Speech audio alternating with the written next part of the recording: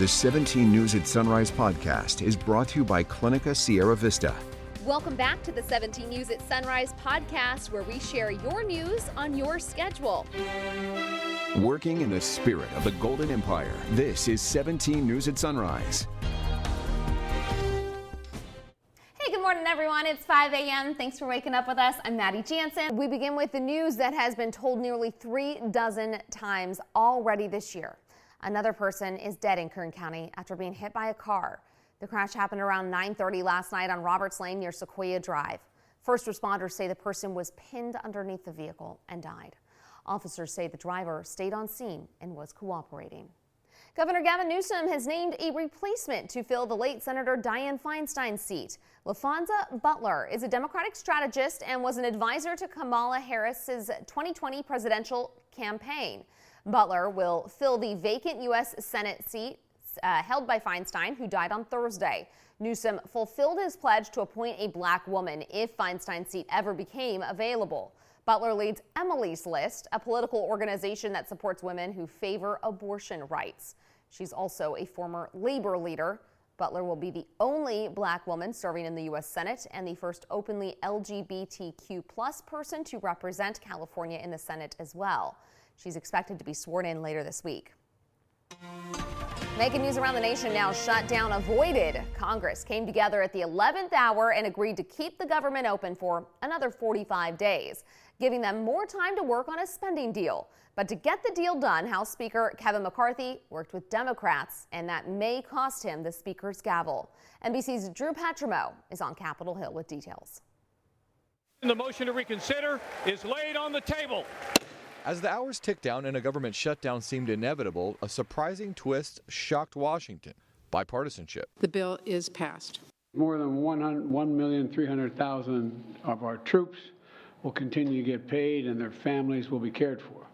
Tens of thousands of air traffic controllers and transportation security officers are going to stay in the job, get paid, preventing unnecessary delays at airports all across America. To secure the deal, Republican House Speaker Kevin McCarthy used a coalition of his party and Democrats to pass a short-term funding plan. It keeps the government running through November 17th, giving time for Congress to hash out full-year spending deals. I'm very proud of him for doing it. It averted a shutdown. Everybody was predicting a certain shutdown, and we avoided it. And we avoided it because he had the courage to put a bipartisan bill on the floor that actually got more Democrat than Republican votes. The deal secures additional funding for disaster relief. It strips away deep spending cuts and money for border security sought by hardline Republicans.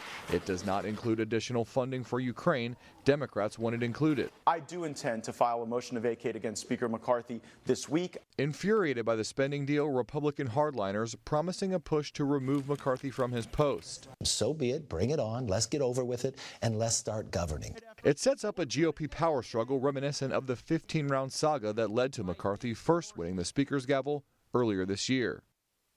While aid for Ukraine wasn't included in this spending plan, President Biden says he's received assurances from Speaker McCarthy that he would support more help for Ukraine in a separate vote. For his part, McCarthy saying any new funding for Ukraine would be tied to increased border security measures at home.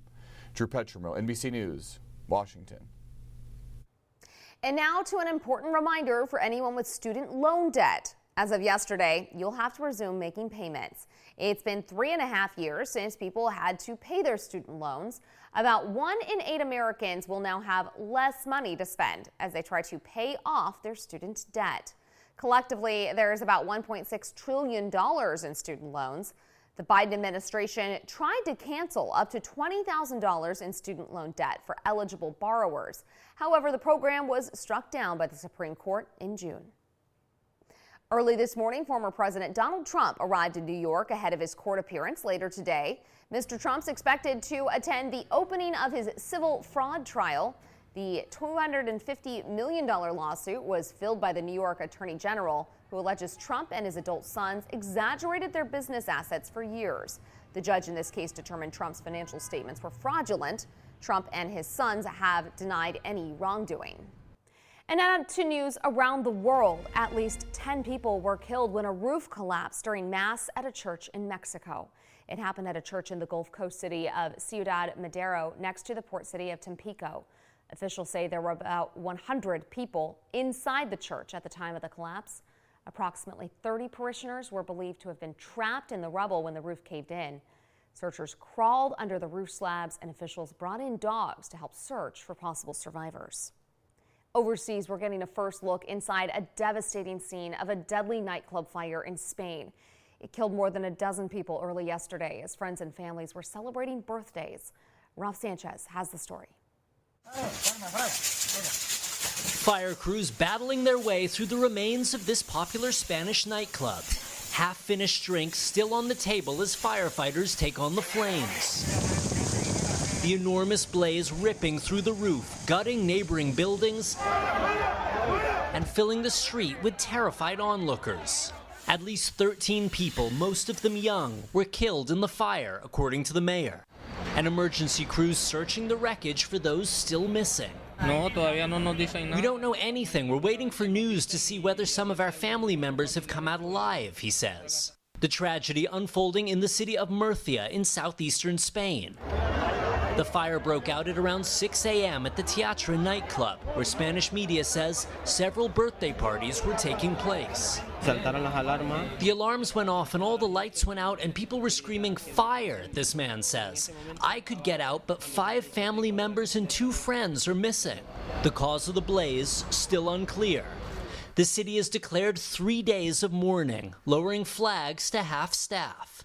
And Spain's prime minister saying, "My love and solidarity with the victims and families of the tragic fire." Another night of celebration turning into a day of tragedy. Ralph Sanchez, NBC News. The 17 News at Sunrise podcast is a production of KGET and Nexstar Media Group. For more on all of the headlines in today's show, head to kget.com.